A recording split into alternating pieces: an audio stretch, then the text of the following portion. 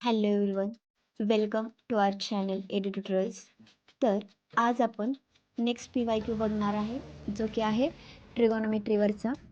हा पण MST-CET मध्ये 2022मध्ये विचारलेला PYQ आहे. तर कसं काय सॉल्व करायचं हे आपण बघूयात. आता क्वेश्चनमध्ये आपल्याला काहीतरी दिसतंय, काहीतरी इक्वेशन दिसतंय. त्यात काय दिसतंय?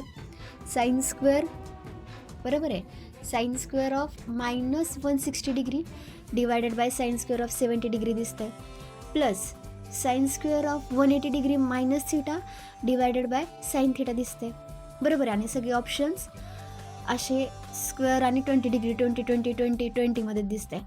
आता ज्या अर्थ 20 दिसते म्हणजे हे वरती कुठेतरी 20 ॲडजस्ट करायला पाहिजे. आता हे तर 180 डिग्री दिसते म्हणजे हे डायरेक्ट अलाइड अँगलसोबत आपण अप्लाय करू शकतो. पण आता हे ज्यावेळेस 160 दिसते ह्याला आपण 20च्या आणि काहीतरी अलाइडमध्ये बघायला पाहिजे, बरोबर आहे ना. आता 160 हे किती 180च्या जवळपास आहे ना अलाइडला, बरोबर आहे नाही. पण हे -160 आहे, ह्याचा पण तर विचार करायला पाहिजे.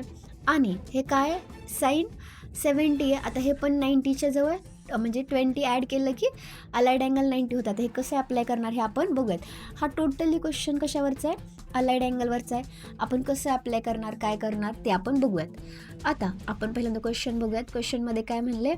Sine square -160 degree divided bye काय साइन स्क्वेअर 70 डिग्री, करेक्ट आहे, plus sign 180 degree minus theta divided by sine theta, correct आहे. आपण आता हे जे इकडं सरळ सरळ अलाइड अँगल दिसते आधी तेव्हा वापरून घेऊयात. 180 म्हणजे किती असतं? पाय. आणि पायला चेंज होतं का आपल्याला हे असं माहिती आहे. इथं 0 रेडियन असतं, इथं π/2 रेडियन असतं, इथं पाय रेडियन आणि इथं 3π/2 असतं. आणि 180 म्हणजेच इथं 180 डिग्री आहे, बरोबर आहे ना. हा 0 डिग्री आहे, हा डिग्रीमध्ये लिहायचं झालं तर 90 डिग्री आहे, आणि हे 270 डिग्री आहे. आपल्याला माहिती आहे फक्त π/2 आणि 3π/2लाच रेशोज फक्त चेंज होतात. अदरवाईज 0 आणि पायला किती राहतात? ॲज इट इज राहतात. म्हणजे ह्या मी 180ला मी असं लिहू शकते का?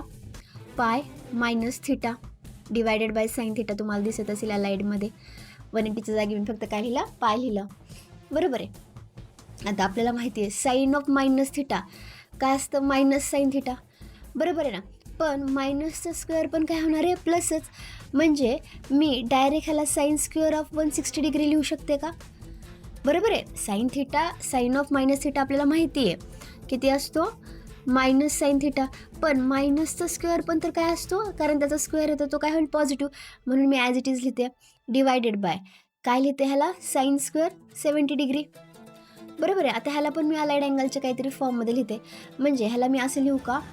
साइन स्क्वेअर ऑफ पाय -20 डिग्री, बरोबर आहे ना. पाय आणि 20 म्हणजे 180 मायनस 20 60 होतं आहे.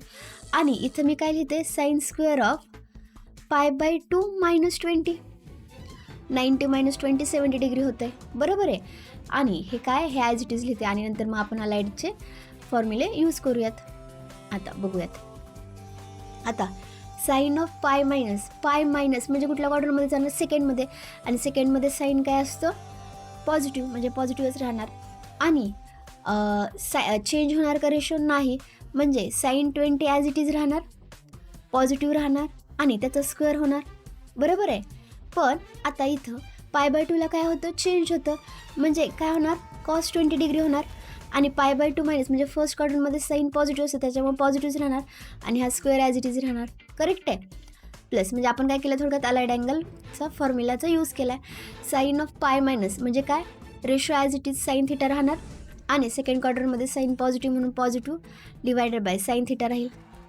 Sine theta divide by sine theta किती राहील? हे 1. आणि साइन अपॉन कॉस किती होईल?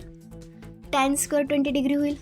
आणि 1 + टॅन स्क्वेअर आयडेंटिटी आपल्याला माहिती आहे काय असतं? सेक स्क्वेअर 20 डिग्री असतं, करेक्ट आहे. म्हणजे ऑप्शन नंबर किती येईल? डी.